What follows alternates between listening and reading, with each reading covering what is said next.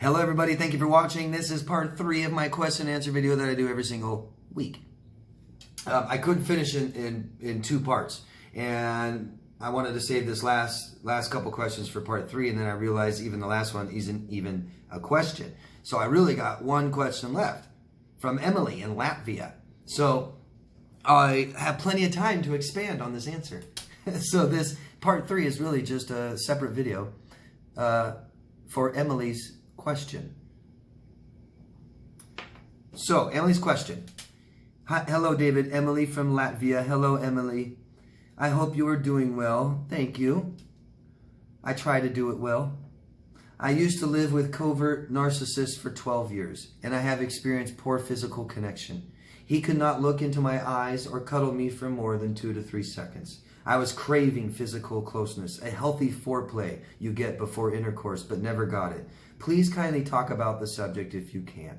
Again, many thanks for all your support and guidance. That saved my life. Thank you, Emily. Thank you, Emily, for telling me. So,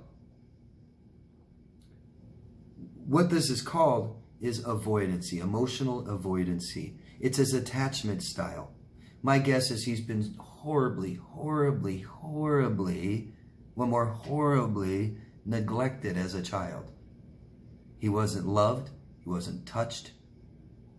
They didn't meet his emotional needs. Okay? So he's not used to that. So bad, he won't have it. Doesn't value it. But the problem is he seeks attachment with people, right? And he's codependent. He's a narcissist. He can't even do things for himself. So he's totally dependent on you to meet his emotional needs, yet he's emotionally avoided. It's crazy. I made a video about this not too long ago, recently. You can scroll back on my videos and maybe find it. It's I don't remember the exact title, but it's something like the emotionally avoidant, codependent narcissist.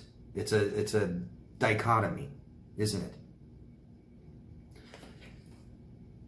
So all of us seek attachment. All of us seek emotional attachment with somebody in our lives, okay? And it's the most important thing in our lives. But the problem is not everybody values emotional connection. You said you wanted physical connection. You had physical connection. You had sex. That's physical, right? That's all it was physical, not emotional. You want emotional connection. That's an emotional need for everybody, believe it or not. But it just so happens not everybody values it, okay? So if you don't value it in your adult life, you never did it. You've never had emotional connection. If that's something that you value in your adult life, it's because you've had emotional connection when you're a child. Emotional connection can be measured by conversation. This is one way to know if you're emotionally connected to somebody, is that when you have conversations with them, it flows back and forth naturally. No problems. And the both of you are totally open and vulnerable and honest, and you talk about all your fears, and you ask freely for what you want and need. You value each other's opinion. But if you grew up and you can't even talk about sex, masturbation, your body, you didn't emotionally connect with your parents. Okay? And so many of us haven't. So if you didn't emotionally connect with your parents, but you still value that in adult life, and this is what it looks like if you're valuing emotional connection, but you didn't really have it much in your childhood, but you still want it, and so you don't emotionally connect with your partners. You accept it because your parents were emotionally unavailable. You accept emotionally unavailable people in your life. Yet emotional connection is so important to you, you seek it with your partner anyways. You still seek it with them. And it looks like this. When you're trying to explain to your partner how they hurt you, you aren't so much crying now anymore. It's not right after and you're like, you hurt me, you hurt me. No, you're saying, look, you're trying to get your partner to at least understand how they hurt you so they don't do it again. And they don't care. It's not that they just don't have empathy or sympathy and just don't care. They're saying, you know, they don't get it. They're not connected with you. They don't care how you feel. They don't even want to know or understand. And it's like following around. It's like following somebody around, trying to get them to understand you. And this is your partner, and they're like, okay, fine, I get it. No, I don't keep bringing it up. Why do you have to keep punishing me? Why do you keep bringing it up? And I already told you I'm sorry, and all this stuff. They won't emotionally connect with you. Or we have sex and no foreplay, right? We have sex and we don't cuddle afterwards. I turn my back and say, good night, leave me alone. Right? Or I love you, I love you, I love you, and you start talking about your feelings, and I'm like, oh, God. You're too sensitive. You're overreacting. People don't care about your emotions if they're complaining about them. Trust me, they don't care how you feel if they complain about how you feel. Okay? Or they don't want to hear it. They're neglectful. Be quiet. You're annoying. So, you weren't emotionally connected with your partner, yet you value it. And how did this happen, Emily? Because you were neglected as a child, too. You didn't emotionally connect with your parents. They're most likely they're emotionally unavailable. And so you dated emotionally unavailable people. And then there comes a certain time where our self-worth has to say we're worth more than this. And not settle. Not go to bed feeling sad and lonely at night after you gave him what he wanted, your body. Only physical connection. You want emotional connection, okay? So put that on the top of your list of your standards. That people in your life, right, close life, friends, family, and lovers must emotionally connect with you. They must value emotional connection. Really important. And it's mandatory for any relationship to grow, to function, to be healthy and loving. You have to have emotional connection, right? So, I hope I answered your question. People all need attachment, but not everybody values connection. A lot of this is about, he probably had childhood trauma, but this is about attachment styles. And he got no kind of attention as a child. Way less than you, Emily. Probably, okay? And so if I don't have any connection with people growing up, it's not important to me. And if I'm never lovey, hug, or kiss, if people tell me I love you, that love me, I may not want that. I may get to the point where I don't even want it anymore. It feels bad. It's too gross. You know? You get people that'll say, God, you're so cleany.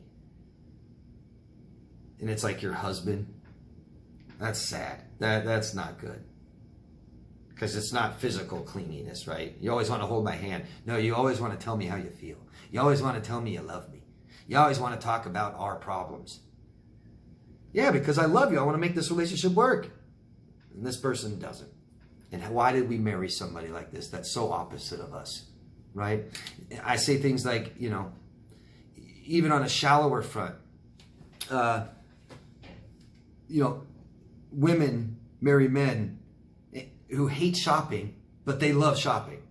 And I'm not saying that every woman should marry a man that loves shopping if they love shopping. But if you really love shopping, and you really love tennis, and you really love traveling, and you love a small house, and you know what I mean? Then why are you married to someone that loves big houses, hates tennis, hates shopping, hates traveling? What are we doing? Right? Got to have some things in common. Yeah, and so we slide into commitment instead of decide we're committing to people. And people do it all the time, all the time. We don't really get to know somebody. We kind of rush into commitment. Or we say things like, oh, you know, I'm just dating this person, or we're just having sex. No big deal. Yeah, well, don't you have feelings? Aren't you going to attach to this person? Because you'll attach to somebody long enough. It doesn't matter how much of a piece of crap they are. If you have them in your life, you'll eventually start attaching to them. And now we're attached. Now what? You know, now, hey, you work right by where I live. Why drive 45 minutes to work every day? Just stay with me. And eventually we go get our own place. Or now we're living together. And guess what? How long do we live together before we get married? You know? Got to be more conscious of who we are. And that's what we value, right? So Emily values emotional connection. So it's really important, Emily, that other people in your life do too. And that's when you start talking about feelings. They don't start squirming and, oh, God, that's gross. God, you always talk about feelings. Now, if you're a girl that doesn't want to talk about feelings, go find a guy like that. That's fine. I mean, these kinds of guys are finding somebody somewhere, right? It's just total immaturity, right? You see a guy start acting like a 9-year-old boy to talk about feelings. It's pretty sad, right? Don't see too many guys on the internet talking about feelings. That's sad too. I'm by myself on this, you know. Hope that helps, Emily. It takes a very, very, very, very long time to get to know somebody. Very long. I know people married for 20, 30 years that didn't know their partner. It takes a very long time to get to know somebody.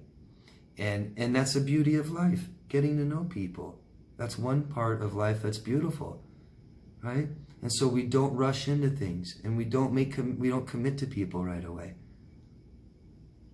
And then you would have found out before you lived with him that he's awful. Or I don't think you said you lived with him. But before you have sex with him, you realize he doesn't even care how you feel. Wouldn't that have been nice? And then all the times you still had sex with him and he didn't want to give you what you wanted, you're compromising yourself. So it's going to take a while to get yourself back, if you haven't already. Thanks, Emily. I hope I answered your question. Please tell me if I haven't and ask more, okay? Thank you. And thank you, all of you. That's the end of all the Q&As. Thank you all. I appreciate you guys asking great questions, supporting me, supporting each other down there is just awesome. Anybody that wants coaching, you can find me at daviddemars.com. I'm still taking clients. And please help me by subscribing to this channel and voting up or down, asking questions, putting this in playlist and giving it to people who think it could help. It might save someone's life. Thank you guys. Love yourself first. I'll see you next week, okay? Bye-bye.